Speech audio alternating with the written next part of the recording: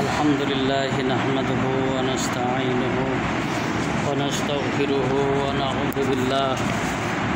नऊज़ु बिल्लाहि मिन शुरूरि अनफुसिना व मिन सय्यिआति अमालिना मन यहदिल्लाहु फला मुदिल्ल लहु व मन युद्लिल फला हादिय लहु अशहदु अल्ला इलाहा इल्लल्लाहु वहदहु ला शरीका लहु नशहदु अन्ना सय्यिदना व मौलाना मुहम्मदन अब्दुहु व रसूलुहु अल्लज़ी अरसलहु बिल हक़्क़ि बशीरन व नज़ीरन दायन इलल्लाहि बिइज़निहि व सिराजन व मुनीरा फ़क़द क़ाल अल्लाहु तआला फ़ी कलामिहिल मजीद व फ़ुरक़ानिहिल हमीद अऊज़ु बिल्लाहि मिनश शैतानिर रजीम बिस्मिल्लाहिर रहमानिर रहीम इन्नल्लाहा व मलाइकतहु युसल्लूना अलन नबी या अय्युहल्लज़ीना आमनू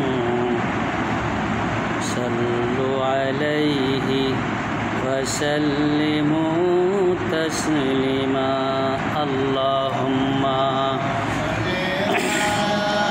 सय्यदना मौलाना मुहम्मद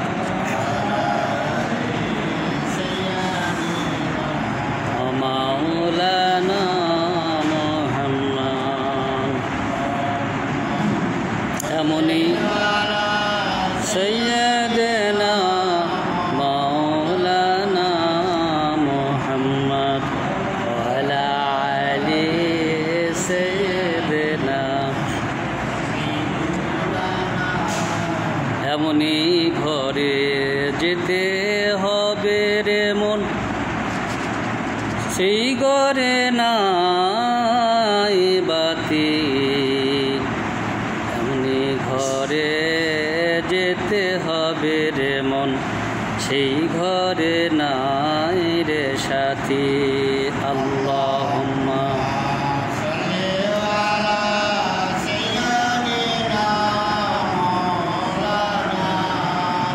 ওয়ালা আলি সাইয়্যিদিনা या इलाही कर दे हम उस नबी के सामने जिसने दांतन मुबारक शहीद होगा उहुद की मैदान में बलगल उला बिकमालिही कशफत तुजा बिजमालिही हसनत जामिउ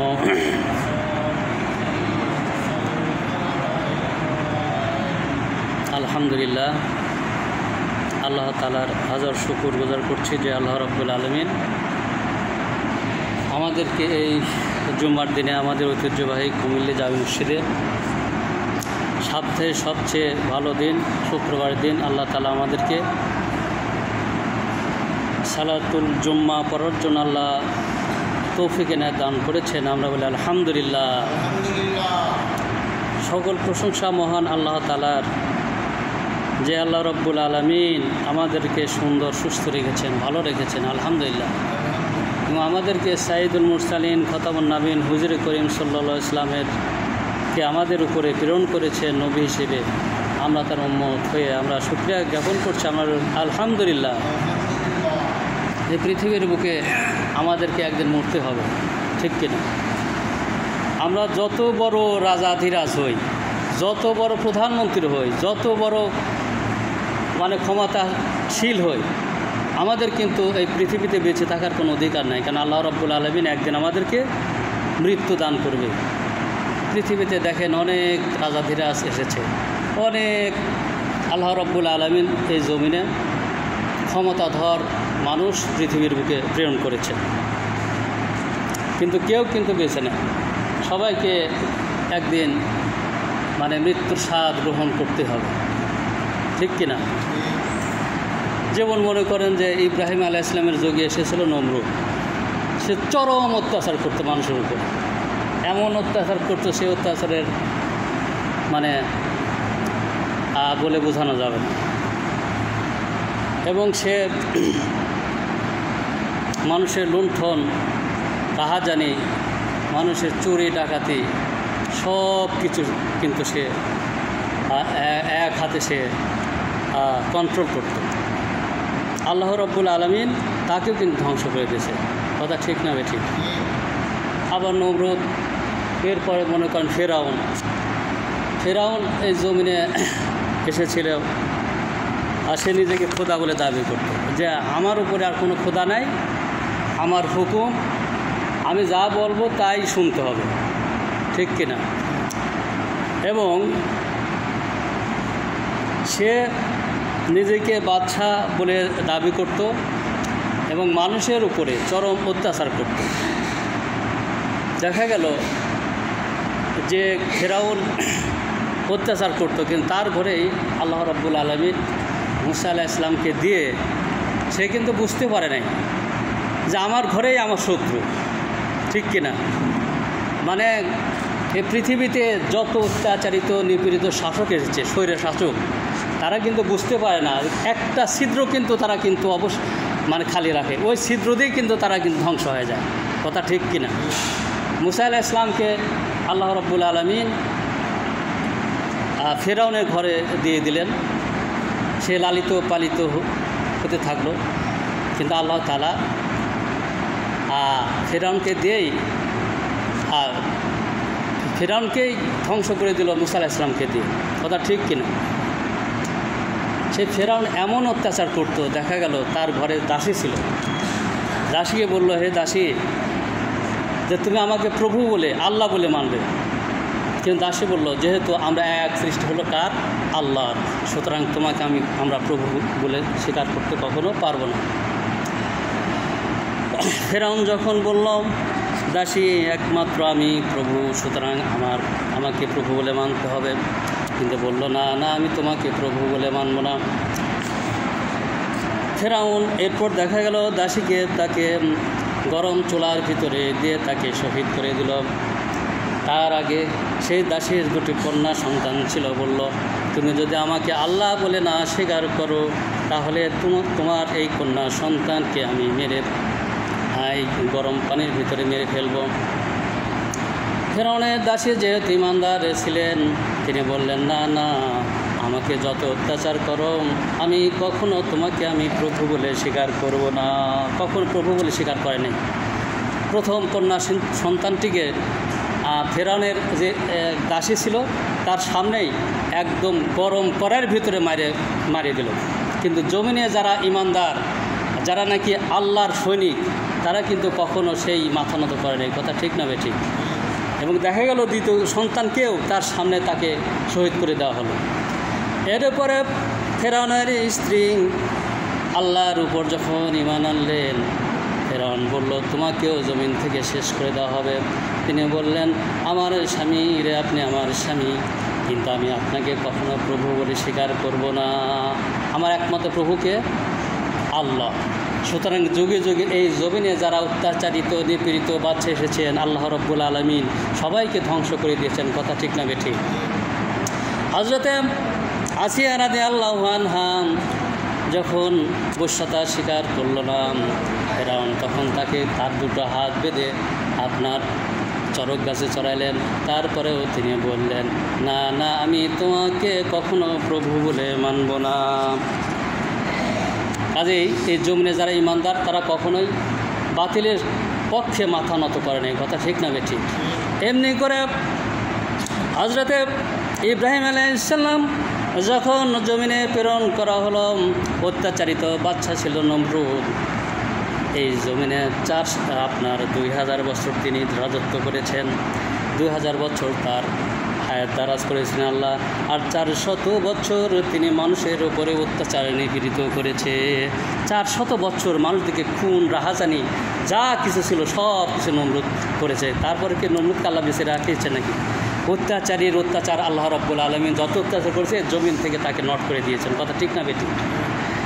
এরপরে হযরত ইব্রাহিম আলাইহিস সালাম ঘোষণা দিলেন, আল্লাহু লা ইলাহা ইল্লাহু ওয়া রাব্বুল আরশিল আযীম। ইব্রাহিম আলাইহিস সালাম ঘোষণা দিলেন, একমাত্র আল্লাহ ছাড়া আমার কোনো প্রভু নাই, কোনো ইলাহ নাই, কোনো সত্তা নাই, এবং এই জমিনের আরশের মালিক হলো আল্লাহ। সুতরাং এই জমিনে আইন চলবে কার? আল্লাহর। এই জমিনের শাসন চলবে কার? আল্লাহ। সুতরাং আমি আল্লাহ ছাড়া কাউকে মানি না। নমরুদ এবার দেখল, সবাইকে ঘোষণা করে দিল, তোমরা কাঠ আনো, আগুন নিয়ে আসো। সুন্দর করে আপনার আগুনের চুলা বানানো হলো।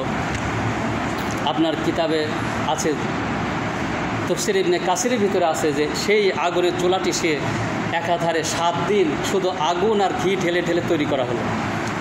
এবং তৈরি করা হলো, সেই আগুনের চুলাটি ছিল 40 ফুট আপনার দৈর্ঘ্য, আর 40 ফুট হলো প্রস্থ, আর 100 গজ হলো গর্ত। এখন কীভাবে দেওয়া হবে? হযরত ইব্রাহিম আলাইহিস সালামকে হঠাৎ করে শয়তান মানুষরূপে আসলো, এবং শয়তান বলতে লাগলো, একটি সুন্দর করে একটা চরক গাছ বানাও, সুন্দর একটি গাছ বানাও, বানায় ইব্রাহিমকে গাছের এই এখানে একটা হাত বাঁধো, ওখানে একটা হাত বাঁধো, নিচে পা বাঁধো, বেঁধে এমনভাবে আগুন তৈরি করা হয়েছিল। হযরত ইব্রাহিম আলাইহিস সালামকে সেই আগুনে ফেলে দেওয়া হলো। আল্লাহ রাব্বুল আলামিন ঘোষণা দিলেন, ইয়া নারু কুনি বারদাও ওয়া সালামান আলা ইব্রাহিম। আল্লাহু আকবার বলেন, আল্লাহু আকবার। আল্লাহ বলেন, হে আগুন, ইব্রাহিমের শুধু তাকে কেন, তার একটা পশমও যেন না পড়ে। হে আগুন, তুমি নিরাপদ এবং শান্তিদায়ক হয়ে যাও। আল্লাহ রাব্বুল আলামিন শুধু শীতল বলতে পারতেন, তা বলেন না, শীতল এবং শান্তিদায়ক হয়ে যাও। মানে এমন শীতল হয় না যে বেঁচে শীতলে ইব্রাহিম আলাইহিস সালাম পড়ে যাবে। সুতরাং আমি বোঝাতে চাচ্ছি, এই জমিনে যারা অত্যাচারিত নিপীড়িত মানুষদের উপরে যারা অত্যাচারিত নিপীড়ন করেছেন, যত বড় শাসক হোক না কেন, যত বড় মানুষ হোক না কেন, যত বড়, সেই আল্লাহ রাব্বুল আলামিন তাদেরকে ধ্বংস করে দিয়েছেন। কথা ঠিক না বেঠিক? শুধু তাই নয়, আল্লাহ রাব্বুল আলামিন এরপর পাঠালেন, দেখা গেল আপনার পশ্চিম আকাশে এক টুকরো মেঘ কালো হয়ে গেল, এক টুকরো মেঘ কালো হয়ে আসতেছে।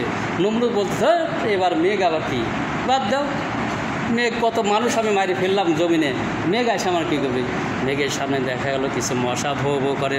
এই নমরুদ বলে, এই মশা তো যাই হোক আমি মেরে ফেলবো। এরপরে হঠাৎ করে সেই নীল মেঘটা নমরুদের কাছে আসলো, মশাগুলো তার নাক দিয়ে ঢুকে গেল। ওকে মশা আবার নাক দিয়ে ঢোকে, এইরকম একটা বাড়ি দেয়, ওরকম একটা বাড়ি দেয়। হ্যাঁ, তোমার যে মশা আবার আমার কী করবে? আমার ভাইরা আমার, এরপরে তার যে সৈন্যবাহিনী আসলো তাকে সবাই বললো, মশাগুলো মেরে ফেলাম। মশা মারতে লাগলো, কিন্তু দেখা গেল একটা সেই ন্যাংরা মশা, মানে কোনো মতো চলে, সেই নমরুদের আবার নাকের ভিতরে ঢুকে গেল। নমরুদ এবার বেহাল হয়ে গেল। বেহাল হওয়ার সাথে সাথে এবার বলল, মন্ত্রী তুমি আমার কাছে আসো। এসে দেখো নমরুদ এবার পাক্ষে পড়ে গেল, তুমি খালে আমাকে বেড়াও, আমাকে বেড়াও, মাথা বেড়াও। কিতাবের ইবনে কাসিরের ভিতরে, তাফসীরের ভিতরে এসেছে এইভাবে 40 দিন পর্যন্ত, 40 দিন নয়, 40 দিন পর্যন্ত, শুধু 40 ঘন্টা নয়, 40 দিন পর্যন্ত নমরুদের মাথা খালি বাইরেন হয়েছিল। তাও মশা যায় না, তাও মশা যায় না। সে পাগল হয়ে গেছিল, সে বেহুশ হয়ে গেছিল। কারণ তার দোষ ছিল কি? একমাত্র নিরপরাধ হযরত ইব্রাহিম আলাইহিস সালামকে অত্যাচার করেছিল। এ যুগে যারা নিরীপিত নিগৃহীত মানুষদেরকে অত্যাচার করবে, যারা নাকি পৃথিবীর বুকে যারা নিরপরাধ মানুষদেরকে অত্যাচার করবে, আল্লাহ রাব্বুল আলামিন তাদেরকে পতন ঘটিয়ে ছাড়বেন ইনশাআল্লাহ।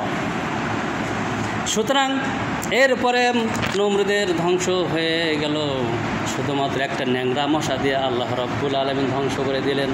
নমরুদ এবার ভাবলাম যে একটু বাইরে নমরুদের একটু আরাম লাগে, যে একটু হয় আবার আরাম লাগে, আবার একটু উপরে হয় আবার আরাম লাগে। আল্লাহ কয়, যেহেতু আমাকে একত্ববোধ পালন করে নাই, আমার আইন পালন করো নাই, সুতরাং আল্লাহ রব্বুল আলামিন ন্যাংরা মশা দিয়ে নমরুদকে ধ্বংস করে দিলেন।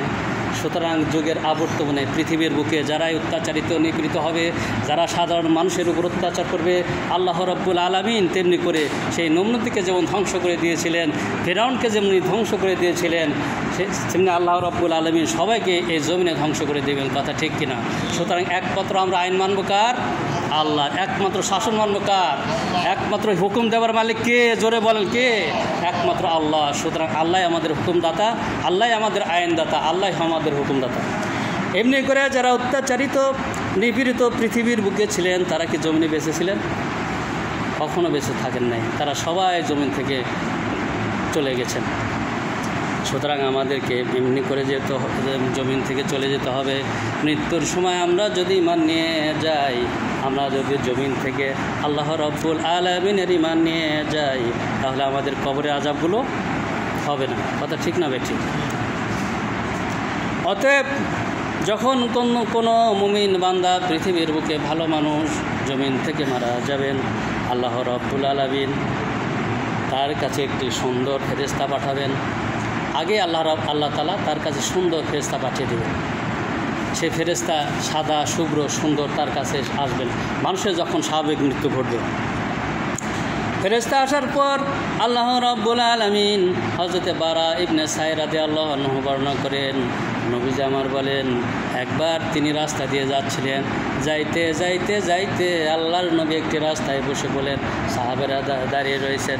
নবী আমার হাতের তার ছুরিখানা দিয়ে মাটিতে অঙ্কন করলেন আর বললেন, সাহাবারা জিজ্ঞেস করলেন, আল্লাহ নবী আপনি কেন মাটির উপরে এই অঙ্কনটা করলেন? নবী আমার সোনার জবান দিয়ে বললেন, হে আমার সাহাবীরা, মৃত্যুর কামনা থেকে, মৃত্যুর যন্ত্রণা থেকে আমি আল্লাহ তাআলার কাছে পানা চাইতেছি। আল্লাহ রাব্বুল আলামিন যেন আমাদের সবাইকে মৃত্যুর যন্ত্রণা কামনা থেকে আমাদেরকে বাঁচিয়ে দেন। সবাই বলেন আমিন। নবী আমার বলেন, মানুষ যখন মারা যাবেন, সুন্দর যদি ইমানদার হয়, পৃথিবীর বুকে আল্লাহর আইন মানল, আল্লাহর কোরআনের বিরোধিতা করল না, যারা নামাজি তাদের বিরোধিতা করল না, নিরীহ মানুষদেরকে বিরোধিতা করল না, আল্লাহ রাব্বুল আলামিন তার নবীকে জানিয়ে দেন, ও নবী আপনি জানিয়ে দিন, এমনি লোক যখন পৃথিবীর বুক থেকে মৃত্যুবরণ করবে, তার কাছে আমি আল্লাহ তাআলা তাকে সুন্দর দুটি ফেরেশতা পাঠিয়ে দেই। জান্নাত থেকে দুটি ফেরেশতা, জান্নাতে দুজন ফেরেশতা তার কাছে আল্লাহ রাব্বুল আলামিন পাঠিয়ে দেন, এবং তাদের হাতে বেহেশতি সুগন্ধি, বেহেশত আতর, বেহেশত পোশাক তাদের কাছে দেওয়া হয়। রব্বুল আলামিন এরপরে হযরতে আজরাইল আলাইহিস সালামকে বলেন, যাও যাও, অমুক ব্যক্তির মৃত্যুর সময় এসেছে, এবার তার কাছে চলে যায়। যাওয়ার সাথে সাথে তাকে এমন একটি হযরতে আজরাইল আলাইহিস সালাম একটি ছবি দেখায়, ছবি দেখে সেই বান্দাটি ভয় পেয়ে যায়। জোরে বলেন সুবহানাল্লাহ। আজরাইল বলে, না না, এটা তো জাহান্নামের ছবি তোমাকে দেখাচ্ছি, তোমাকে আসলে আমি টেস্ট করতেছি, এক্সপেরিমেন্ট করতেছি, পরীক্ষা করতেছি, তুমি আমার এই ছবিটা দেখে ভয় পাও কি না। না না, জাহান্নামের ছবিটা তোমার নয়। আল্লাহর আদেশে হযরতে আজরাইল আলাইহিস সালাম তারপরে জান্নাতের সুন্দর ছবি দেখায়। সুন্দর ছবি যখন দেখায় তখন সে খুশিতে বিহ্বল হয়ে যায়। হযরতে আজরাইল আলাইহিস সালাম তখন সেই জানটা আস্তে করে কবজ করে নিয়ে ওই যে আগে দুজন ফেরেশতা আসছিল তাদের হাতে দিয়ে দেয়। এবার সেই দুজন ফেরেশতা সেই রুহটা নিয়ে 7 আসমান পাড়ি দিয়ে আল্লাহর দরবারে চলে যান। জোরে বলেন সুবহানাল্লাহ। আপনার আসমানের ভিতরে প্রত্যেক আসমানে ফেরেশতা রয়েছে, তারা জিজ্ঞাসা করে, এটা কার জিনিস নিয়ে এসেছো, কার ছেলের এই রুহটা? বলে অমুকের ছেলের রুহটা। অমুকের ছেলের, বাপের নাম ধরে ধরে বলে অমুকের ছেলের রুহু। বলেন আলহামদুলিল্লাহ, সেখানে বাবার নাম কিন্তু বলা হবে। এরপরে রুহটা যখন আল্লাহর দরবারে নেওয়া হয়, আল্লাহ রাব্বুল আলামিন বলেন, এটা তো পবিত্র রুহু, এটা তো জান্নাতি মানুষ, সুতরাং আল্লাহ রাব্বুল আলামিন সেই জানটা তখন ইল্লিনে দিয়ে দেন। ধরে বলেন সুবহানাল্লাহ। আর এই জমিনে যারা অত্যাচারিত, নিপীড়িত, নিগৃহীত, এরপরে হযরতে আজরাইল ইসলাম যে মানুষটা এই জমিনে মানুষের কথা মানুষের সম্পদ লুণ্ঠন করে খেয়েছে, যারা নাকি মানুষের অধিকার লুণ্ঠন করেছে, যারা নাকি এই জমিনে মানুষের উপর অত্যাচারিত করেছে, মানুষের অধিকারগুলো কেড়ে নিয়েছে, মানুষের কথা বলার অধিকার কেড়ে নিয়েছে, মানুষের বাক স্বাধীনতা কেড়ে নিয়েছিল, যারা নাকি এই জমিনে মানুষের ভোটাধিকারকে নিগৃহীত করেছিল, যারা নাকি এই জমিনে মানুষদেরকে মানে বিনা কারণে হয়রানি করেছে, এমন ব্যক্তির যখন মৃত্যুবরণ হবে আল্লাহ রাব্বুল আলামিন তখন জাহান্নামে দুটি ফেরেশতা তার কাছে পাঠিয়ে দেবেন। জাহান্নামের ফেরেশতা দুটি এসে একদম দুর্গন্ধ দুটি চাটায় নিয়ে এসে বসে থাকবে। এরপরে আজরাইল ইসলাম সহ আরও 12 জন ফেরেশতা আসে। তাফসিরে ইবনে কাসিরের ভিতরে এসেছেন একটি ফেরেশতার 12টি করে চোখ থাকবে, তারা সকল হল কালো বর্ণের। এখন সে জাহান্নামে যে মানুষটি ঈমান আনে নাই, জমিনে মানুষদের অত্যাচার করেছে, নামাজ পড়ে নাই, সেটা দেখে তাদের চোখ কিন্তু বড় হয়ে যাবে। এরপরে আজরাইল ইসলাম এমনভাবে তার জানটা কবজ করে নিয়ে যাবেন, আল্লাহ রাব্বুল আলামিনের কাছে বলবেন। আল্লাহ রাব্বুল আলামিন বলবেন, এই জানটা আমার কাছে আনার দরকার নাই, এই জানটা তুমি সিজ্জিনে ফেলে দাও। বিজ্ঞান গবেষণা করে দেখেছে সেই অস্ট্রেলিয়া একটি আপনার যে মহাসাগর রয়েছে, মহাসাগরের সেই 11 ফিট নিচে শুধু মানুষের কান্না হাজারি। বিজ্ঞান গবেষণা করে দেখেছে সেখানে শুধু আগুন জ্বলছে আর সেখানে মানুষেরা হা হা করে কান্নাকাটি করছে। আল্লাহ রাব্বুল আলামিন বললেন যে ইল্লিনের মধ্যে তোমরা সিজ্জিনের মধ্যে ফেলে দাও। সেটা হলো বিজ্ঞান প্রমাণ করে দিয়েছে মানুষের পাপিষ্ট মানুষের সেখানকার সেই রূহগুলো সেখানে রাখা হয়েছে। সুতরাং আল্লাহ রাব্বুল আলামিন আমাদেরকে যেন সুন্দরভাবে পৃথিবী থেকে ঈমান নিয়ে আমরা চলে যেতে পারি, আল্লাহ রাব্বুল আলামিন সেই তৌফিক দান করেন। সবাই বলেন আমিন। এরপরে মানুষদেরকে যখন কবরে রাখা হবে, যখন কোনো মানুষকে কবরে রাখা হবে, বৃদ্ধ মানুষকে তার সন্তান জমিনে রয়েছেন, আল্লাহ তাআলা শিখিয়ে দিলেন রব্বির হামহুমা কামা রব্বায়ানি সগীর। আমরা সবাই বলি রব্বির হামহুমা কামা রব্বায়ানি সগীর। মানুষেরা যখন মানুষদেরকে যখন কবরে নেওয়া হবে, তার যদি সন্তান থাকে, আল্লাহ রাব্বুল আলামিন শিখিয়ে দিলেন মানুষকে ইয়াফিদিল্লাহুমা জানাহাদুল্লি ওয়ার রাহমা ওয়া কুর রব্বিরহামহুমা কামা রব্বায়ানি সগীরা। আমাদের অনেকে বাবা মারা গিয়েছেন কিনা বলেন, অনেকে মা মারা গিয়েছে। সুতরাং আমাদের দায়িত্বটা কি? আল্লাহ তাআলা দোয়া শিখিয়ে দিচ্ছেন, তোমরা এই বলে আমার কাছে দোয়া করো যে রব্বির হামহুমা কামা রব্বায়ানি সগীরা। নবীকে প্রশ্ন করা হলো, আল্লাহর নবী, যে সকল মানুষেরা মারা গেল, সন্তান পৃথিবীর মধ্যে রয়েছে, তাদের দায়িত্বটা কি? জমিনের বুকে যাদের সন্তান রয়েছে, তার বাবা মা মারা গিয়েছেন, তাদের দায়িত্বটা কি? হযরতে আব্দুল্লাহ ইবনে আব্বাস থেকে হাদিস এসেছে, তাদের দায়িত্ব হবে 3টা। প্রথম হলো তারা দোয়ার মাহফিল করবে। কি করবে?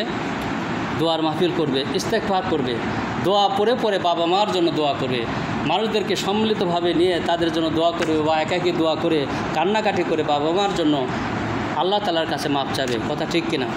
2 নম্বর হলো, যদি সেই বাবা অথবা মায়ের জন্য যে ওয়ারিসটা করে গিয়েছিল, ওয়ারিস মা বলে গেল যে আমি মারা গেলে তাকে 10টা টাকা দিস, বাবা বলে গেল আমার বন্ধু যদি আসে তাকে বসায় তুই একটু খাওয়াইস, বা ওই জমির উপরে নিয়ে যায় তার জমির কিছু সম্পদটা তাকে দিস, এমনি যদি ওয়ারিস করে যায় তাহলে সেটা দিতে হবে।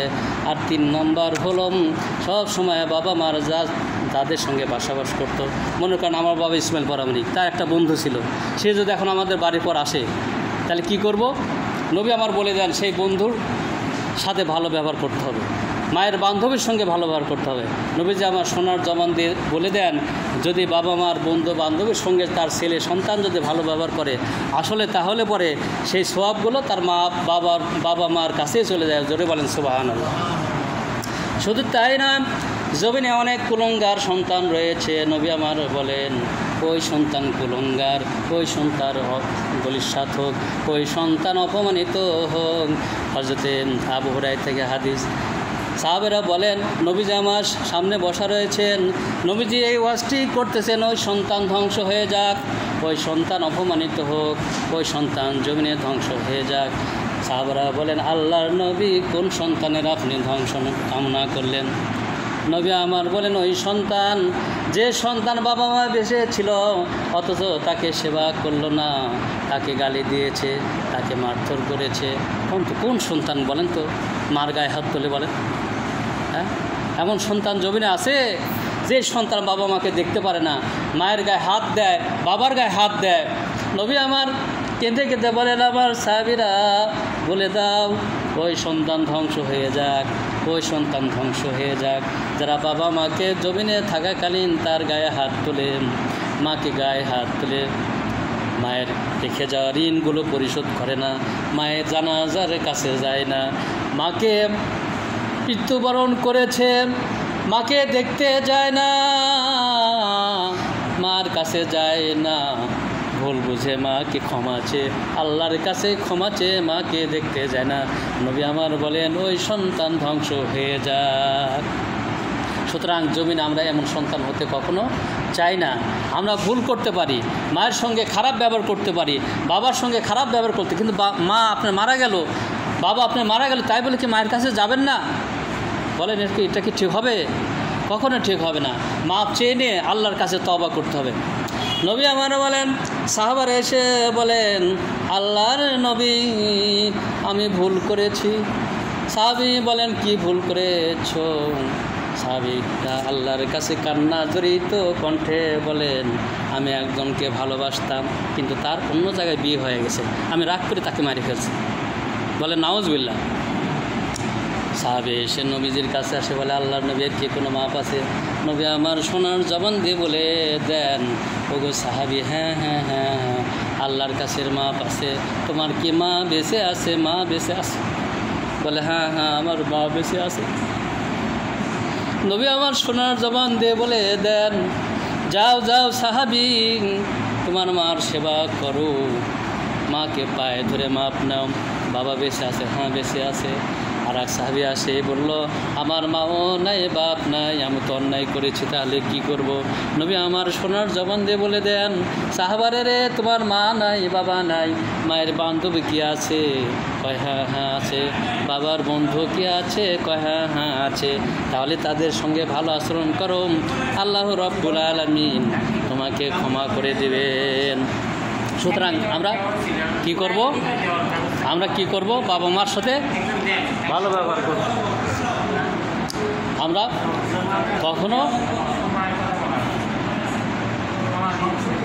সুতরাং আমরা কখনো বাবা মার সাথে ভালো ব্যবহার, অবশ্যই সবসময় ভালো ব্যবহার করব, কখনো আমরা খারাপ ব্যবহার করব না। কারণ নবী আমার বলে, যার বাবা মা বেঁচে আছে তার বেহেশতের দরজা বেঁচে আছে। জোরে বলেন সুবহানাল্লাহ।